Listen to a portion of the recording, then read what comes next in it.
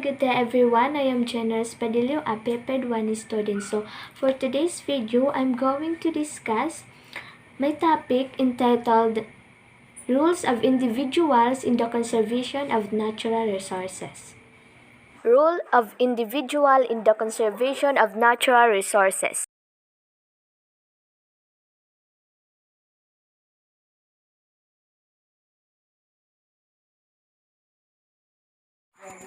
Forest conservation is the practice of planting and maintaining forested areas for the benefit and sustainability of future generations.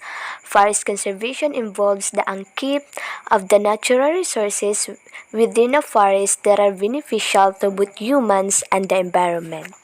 Individual roles in forest conservation. The mission to conserve forests is save trees and planting new trees. This includes not felling the trees in forest, farm roads, or house if they are green. Planting herbs, shrubs, or suitable trees in or around the houses. Maintain the lawn and garden in an open place in your house if possible. Participating in community plantation programs and plant trees generously in barren fields. The importance of forest cannot be underestimated. We depend on forest for our survival, from the air we breathe to the wood we use. Besides providing habitats for animals and livelihoods for humans, forests also offered watershed protection, prevent soil erosion, and mitigate climate change.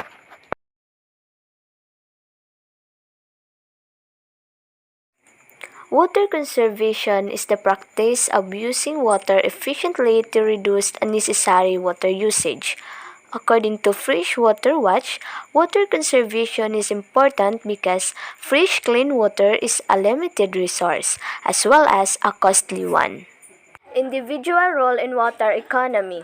Not keeping water taps running, check water leak and repair, adopt minimum water use pattern, installing rainwater harvesting devices in your house to conserve water for future use.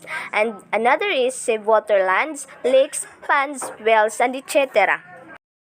Conserving water is important because it keeps water pure and clean while protecting the environment.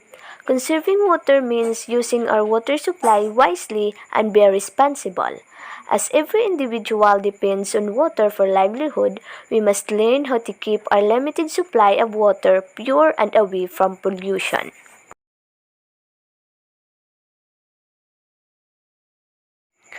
Use of minerals in a planned and sustainable manner, recycling of metals. Use of alternative renewable substitutes. People can conserve mineral resources by utilizing renewable resources. For example, using hydroelectricity and solar power as source of energy may conserve mineral resources such as coal. Individual role in conservation of mineral. Minimize the use of mineral which are likely to be duplicated or exhausted. Recycle and reuse minerals and glasses. Buy durable products that last long. Buy an efficient vehicle. Repair and reuse bicycles and use recyclable utensils. Conservation of mineral resources is essential because they are a country's valuable possession. Minerals should be used in a planned and sustainable manner. Technology should be upgraded to allow the use of low-grade ore at low cost. Recycling of metals also results in the conservation of mineral resources.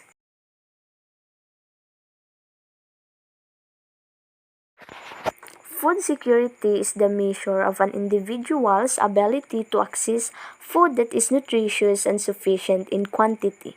Some definition of food security specify that food must also meet an individual's food preference and dietary needs for an active and healthy lifestyle. Individual rules in food security. Sustainable use of food and not wasting it.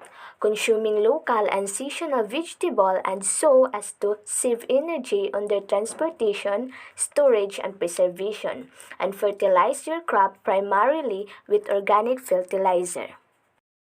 According to the FAO, In a definition established at the World Food Summit in Rome in 1996, food security is achieved when everyone has physical, social, and economic access at all times to sufficient, safe, and nutritious food to meet their dietary needs and food preferences for an active and healthy life.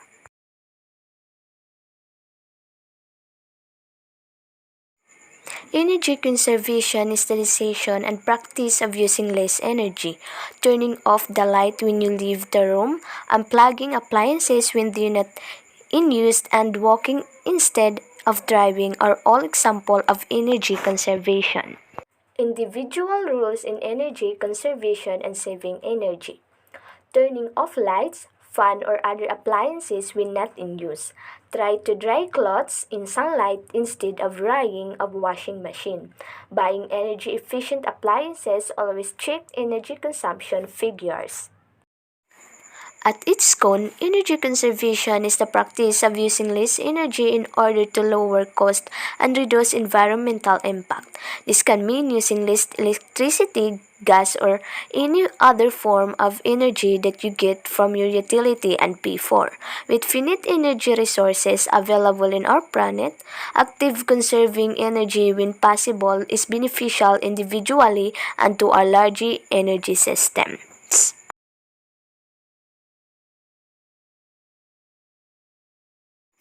Soil conservation is a set of farming techniques and practices to avoid degradation, erosion, and depletion in particular. Ensuring proper condition for living bodies in the earth is vitally important for vegetation that grows there since microorganisms adjust the organic matter for planet needs. Individual role in sustainable agriculture and soil protection, reducing use of chemicals such as fertilizer and pesticides to check soil pollution, using biofertilizer, using biological control measures to pest control for pest control, avoid over irrigation without proper irrigation to prevent waterlogging. Soil conservation is the key to environmental sustainability. It helps protect natural resources and watersheds, restores habitats for plants and wildlife, improves water quality, and makes soil healthier. Soil conservation also creates economic opportunity. So that's the end of my topic, and I hope you learned a lot, and thank you for watching and have a nice day.